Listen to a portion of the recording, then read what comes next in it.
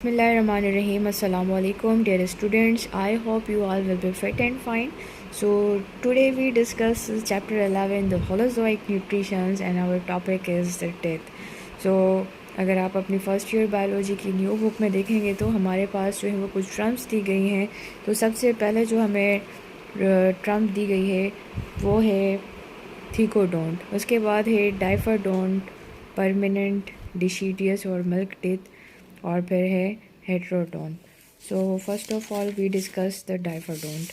सो diphyodont क्या होता है? डाइफाडोंट वो होता है कि इंसानों के पास दो सेट्स होते हैं दांतों के, जैसे हम डाइफाडोंट कहते हैं। दो सेट का मतलब ये है कि पहले एक सेट आता है जिन्हें हम डिशीडियस यानी मिल्क टीथ कहते हैं। इसके बाद दूसरा सेट आता है जैसे हम परमानेंट टीथ कहते हैं, जो कि परमानेंट टीथ कहलाते हैं।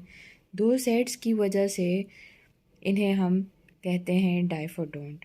सो डाइफाडोंट का मतलब है कि टू सेट्स, पहले एक सेट होता है जो कि हमारे दूध के दांत होते हैं जिसे हम डिशीडियस और मिल्क टीथ कहते हैं। फिर उसके बाद दूसरा सेट आता है टीथ का जो कि कहलाता है परमानेंट टीथ। इन दो वजूहत की वजह से हमने इसे डाइफाडोंट कहा है। सो दूसरी जो टर्म है हमारे पास वो है हेट्रोडोंट। तो डियर स्टूडेंट्स, ये हेट्रोडोंट क्या होते हैं? हेट्रोडोंट जो है हमारे पास डिफरेंट शेप्स और डिफरेंट साइज़ के दांत मौजूद होते हैं। इस कंडीशन को हम कहते हैं हेट्रोडोंट। और हेट्रोडोंट का मतलब है कि हमारे पास दांत एक जैसे नहीं हैं, इनका साइज़ भी मुख्तलिफ है और शेप भी मुख्तलिफ है। इसी वजह से जो है हमने उसको हेट्रोडोंट कहा है। तीसरी जो टर्म है यूज़ की गई है वो है थीकोडोंट। थीकोडोंट का जो मतलब है उसका मतलब है कि जो हमारे जो दांत हैं वो जड़े हुए हैं जर्म्स के अंदर यानी मसूड़ों के अंदर। लेट सपोज़ मैं आपको पिक्चर दिखाती हूँ। सो अगर आप इस पिक्चर को देखेंगे तो यहाँ पे जो हमारे जो टिथ्स हैं वो हमारे जर्म्स के अंदर जो हैं वो जड़े हुए हैं। सो इसी जड़े होने की वजह से हमने इसे कहा है थीकोडोंट। अच्छा, अब ये दो सेट्स हमें दिए हुए हैं। ये जो दो सेट्स आपको नज़र आ रहे हैं, इसमें से जो ये वाला सेट है, ऊपर वाला सेट है, ये डिशीडियस टिथ का है, जो है मिल्क टिथ होते हैं, जो वक्त के साथ साथ जो है वो ख़त्म होते जाते हैं और परमानेंट टिथ की जगह ले लेते हैं। तो ये जो नीचे वाला सेट आप लोगों को नज़र आ रहा है, ये है हमारे पास परमानेंट टिथ का। अब अगर आप इस पिक्चर में देखें तो आपको ये भी बताया गया है कि कौन से जो टिथ हैं हमारे वो किस मंथ में होते हैं। अगर आप देखेंगे कि इंसीजर जो है हमारे पास वो 6 to 9th मंथ में आते हैं, और फिर उसके बाद जो कैनाइन है वो कैनाइन 8 to 12 मंथ में होते हैं। तो इसी तरीके से अगर आप ये पूरी पिक्चर देखेंगे तो आपको यहाँ पे मंथ्स भी दिए हुए हैं और ईयर्स भी दिए हुए हैं। तो ये आपको याद रखने की ज़रूरत नहीं है, और याद बस ये रखना है आपने कि यहाँ पे मोलर कितने हैं, प्री मोलर कितने हैं, इंसीजर कितने हैं। और आपको मैं ये भी बताती चलूँ कि जो डिशीडियस टेथ्स होते हैं हमारे वो होते हैं 20, और जो परमानेंट टेथ होते हैं वो होते हैं 32। कुछ दांत जो है वो मिसिंग होते हैं, जैसे कि मोलर जो हैं, मोलर डिशीडियस टेथ में माइनस होते हैं। अगर आप ये 32 में से 12 निकाल देते हैं तो ये बचते हैं हमारे पास 20। तो ये 20 दांत होते हैं डिशीडियस में, और परमानेंट टेथ में हमारे पास पूरे जो हैं वो 32 जो हैं वो दांत होते हैं। सो डियर स्टूडेंट्स, आपको डिफरेंट जो टर्म्स थी वो आई होप कि समझ में आ गई होंगी। So let's we discuss the four types of teeth. We have 4 types of teeth. 4 किस्म के हमारे पास जो हैं वो दांत होते हैं।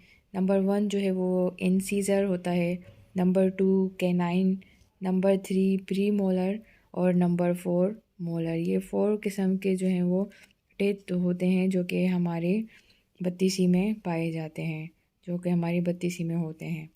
ठीक है, so let's we discuss one by one. So first of all जो है वो हम इंसीजर को डिफ़ाइन करते हैं कि इंसीजर क्या होते हैं।